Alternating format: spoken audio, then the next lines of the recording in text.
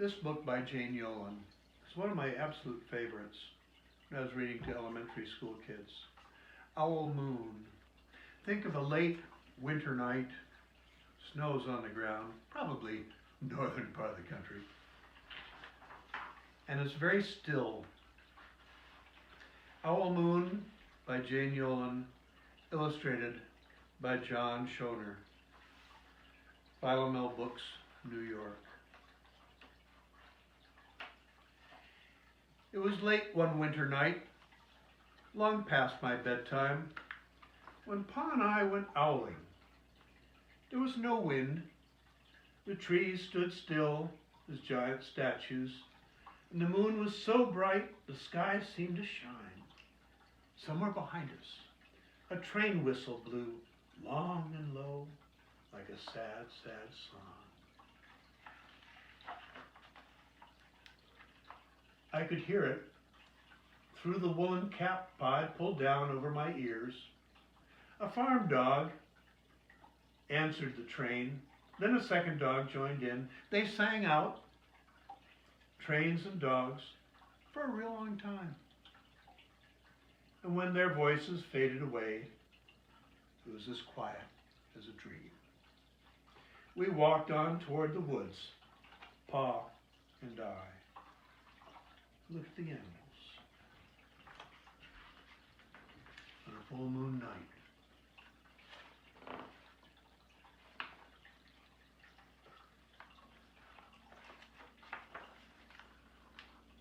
Our feet crunched over the crisp snow, and little gray footprints followed us.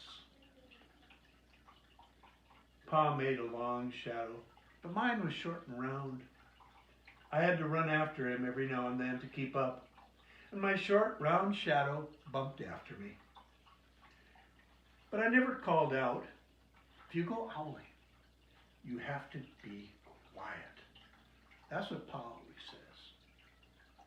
I've been waiting to go owling with Pa for a long, long time.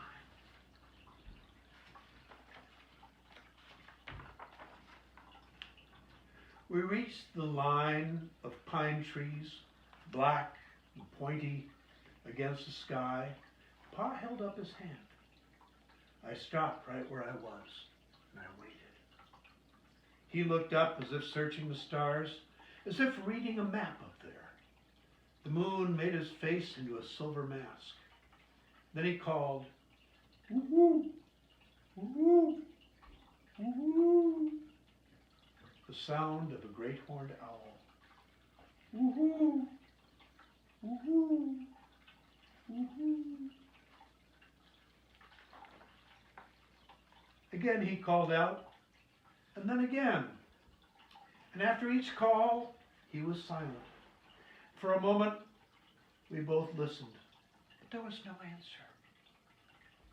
Pa shrugged, and I shrugged. I was not disappointed. My brothers all said, sometimes there's an owl, sometimes there's not. Look in the tree. Look at the raccoon. Isn't he cute? We walked on. I could feel the cold, as if someone's icy hand was palmed down on my back. And my nose and the tops of my cheeks felt cold and hot at the same time, but I never said a word. Nope. If you go owling, you have to be quiet and make your own heat.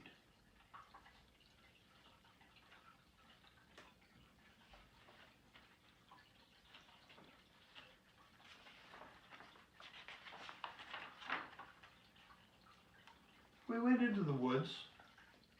The shadows were blackest things I'd ever seen. They stained the white snow.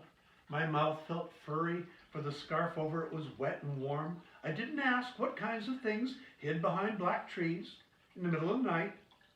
When you go owling, you have to be brave.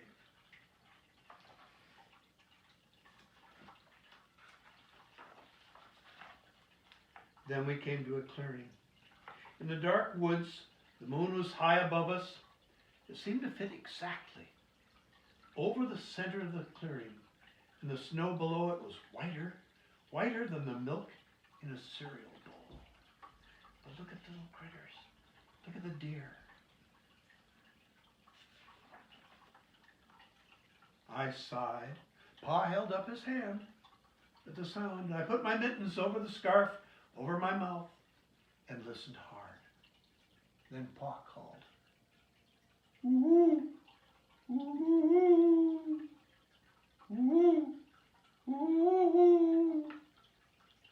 I listened and looked so hard my ears hurt and my eyes got cloudy with the cold. Pa raised his face to call out again, but before he could open his mouth, an echo came threatening his way through the trees. Ooh, ooh, ooh.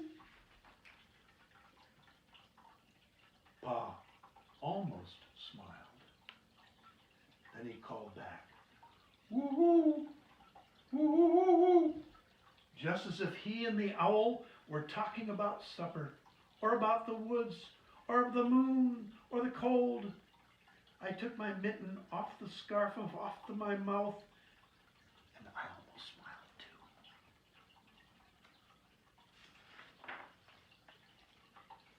The owl's call came closer. From high up in the trees, on the edge of the meadow, nothing in the meadow moved.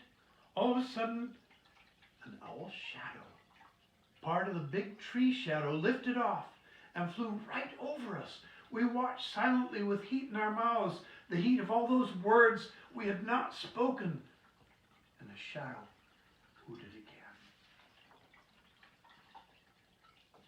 Pa turned on his flashlight and caught the owl just as it was landing on a branch.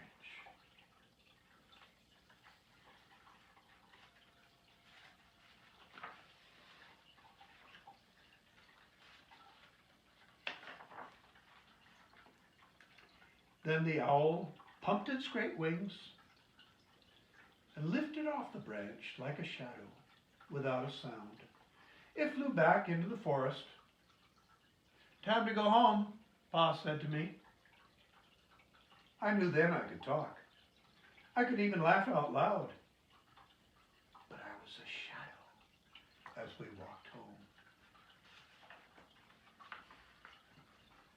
When you go owling, you don't need words or warm or anything but hope. That's what Pa says.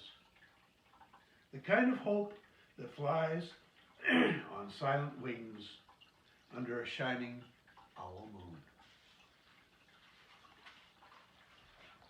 Probably one of the niftiest adventures a kid could ever have.